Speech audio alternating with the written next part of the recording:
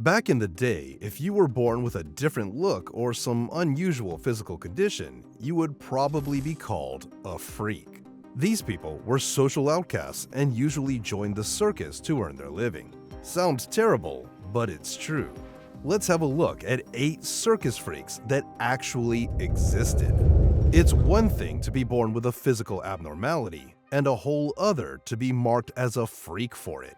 Unfortunately, back in the day, this is exactly what happened with someone who had any physical or mental abnormality. People who showed mental problems were labeled as a lunatic and spent their time in a mental asylum. And for those who had physical differences, often found their way into public performances like a circus. Circus freak shows gained major popularity in the 19th and early 20th century.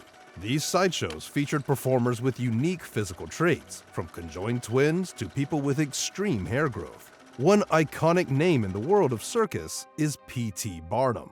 He was in charge of the Grand Traveling Museum that traveled across the United States, and this wasn't the only one. Europe also had a thriving circus scene, with Barnum even taking his show abroad from 1897 to 1902. The people who took part in these circus shows weren't just local celebrities.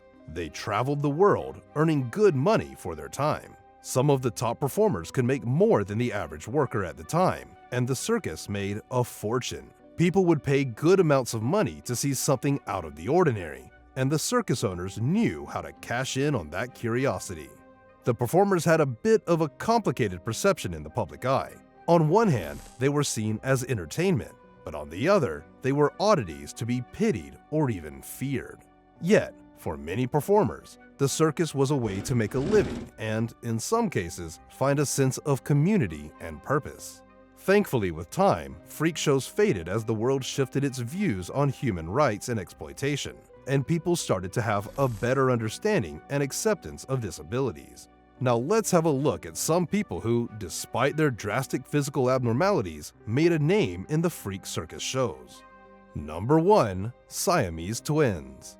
Chang and Eng Bunker, born in 1811 in Siam, which is now Thailand, were known as the Siamese Twins. They were connected at the chest by a small band of cartilage that could move and live fairly independently. The brothers even mastered swimming and hunting together. P.T. Barnum saw their potential of performing in sync, and the two began performing in America, traveling around the world as a spectacle. What is even more wild is that these guys even managed to settle down in life, bought some land in California, and even married 2 sisters. You will be shocked, but together they had 21 children. They alternated days between each other's homes, and while they led pretty normal lives, tensions did grow over time. After an impressive run of fame and fortune, Chang's health declined, leading to his death at the age of 62, and just after a few hours, Eng also passed away. Number 2. Schlitzie the Pinhead. Schlitzie, born in 1901, was a sideshow legend with a condition called microcephaly, which gave him a small, pointed head. He became a circus performer at a young age, starring in freak shows and eventually landing a role in the iconic 1932 film, Freaks. With his childlike demeanor, Schlitzie had a charming personality that drew audiences. Often dressed in a loose gown to accentuate his unique appearance, Schlitzie could only speak a few words, but his expressions and gestures connected with people especially. His caretakers looked after him for most of his life, and despite being labeled as a freak, Schlitzie found a sense of belonging in the circus community. The public loved him, and he performed for decades, right up until he died in 1971. Number 3. Joseph Merrick. Joseph Merrick, formerly known as the Elephant Man, was born in England in 1862 with severe physical deformities that mystified doctors of the time. His skin grew thick, lumpy masses, and his head was significantly enlarged, making life very difficult for him. After struggling to find work due to his appearance, Merrick turned to freak shows to support himself. There, his nickname, the Elephant Man, stuck, as audiences were both horrified and fascinated by his looks. Unlike many other sideshow performers, Merrick eventually found compassion and respect through Dr. Frederick Treves, who took him under his care at London Hospital. Dr. Treves discovered that despite his appearance, Merrick was remarkably intelligent, kind, and well-spoken. He lived out his final years in peace at the hospital before passing away in 1890. Number 4. Frank Lentini. Having an extra leg, also known as polymelia, is a rare congenital anomaly that occurs in less than 1 in 100,000 births.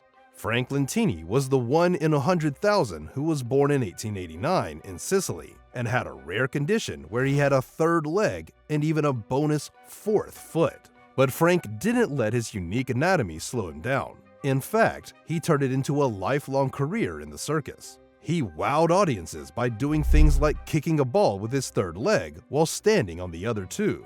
Frank's confidence and humor won people over. He'd often joke that he had an advantage over everyone else since he always had a spare leg. Lentini joined big-time circuses like Ringling Brothers and Barnum and Bailey, performing across the US and Europe. Despite the oddity of his appearance, he lived a fairly normal life, got married, and had 4 kids. Number 5. Julia Pastrana. Julia Pastrana, born in Mexico in the 1830s, was a performer with a unique appearance due to 2 rare conditions: hypertrichosis, a rare condition where the body has excessive hair growth, and gingival hyperplasia that causes enlarged gums. The combination of her conditions gave Julia a furry face and prominent lips. Sideshow promoters took advantage of her look, labeling her the Ape Woman and making her a traveling exhibit. She was an excellent dancer and singer and impressed audiences across Europe. She even married a guy named Theodore Lent, who was a circus leader himself. It is believed that he married Julia so no other circus leader could have her. Lent exploited her even in death. After she passed away during childbirth in 1860, he preserved her body and continued to display her. Before I tell you more interesting facts, please take 2 seconds to help me out. Hit like and subscribe if you're enjoying the video so far. Thank you. Now back to the video. Number 6. Prince Randian. Prince Randian, born in 1871 in British Guiana, was known as the human caterpillar because he was born without arms or legs due to a condition called tetra-amelia syndrome. Despite having no limbs, Randian became an iconic sideshow performer, impressing audiences with his incredible self-sufficiency. He could roll cigarettes, shave, and even paint. His skill in these tasks left people awestruck, proving that his limitations weren't what defined him. He was also discovered by P.T. Barnum, who brought him to the US to perform in his circus. Randian can speak multiple languages and is an intelligent and charismatic individual, although much of his life story has been overshadowed by his stage persona.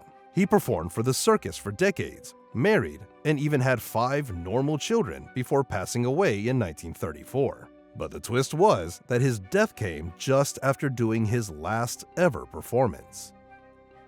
Number 7. Ella Harper. Ella Harper, born in 1870 in Tennessee, was known as the Camel Girl due to a rare condition called congenital generoservatum, which caused her knees to bend backwards. Because of this, she preferred to walk on all 4s and became quite a spectacle. She joined W.H. Harris's Nickel Plate Circus in the 1880s and was a huge hit. Ella's life in the circus didn't last long though. In 1886, she decided to leave the sideshow life and go back to school. She seemed to want a more private, normal life, and after leaving the spotlight, little is known about her later years. Number 8. Edward Mordrake. The next story is one of the strangest and saddest in circus history.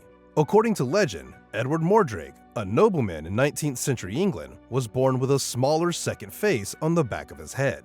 The face on Edward's face was said to be evil, smiling when Edward wept. That extra face couldn't talk, but according to Edward, it would whisper horrible things to him at night, driving him to madness. Though many believe Edward's story to be more myth than reality, it captured the public's imagination, especially because he reportedly begged doctors to remove the face, but no one was able to. Edward became unable to live with the torment and ultimately took his own life. Despite how sad and tragic the life stories of these circus performers may look, they did manage to make money and had family life as well. Let me know your thoughts on freak circus culture in the comments below. Check out the video on the screen, and I'll see you there.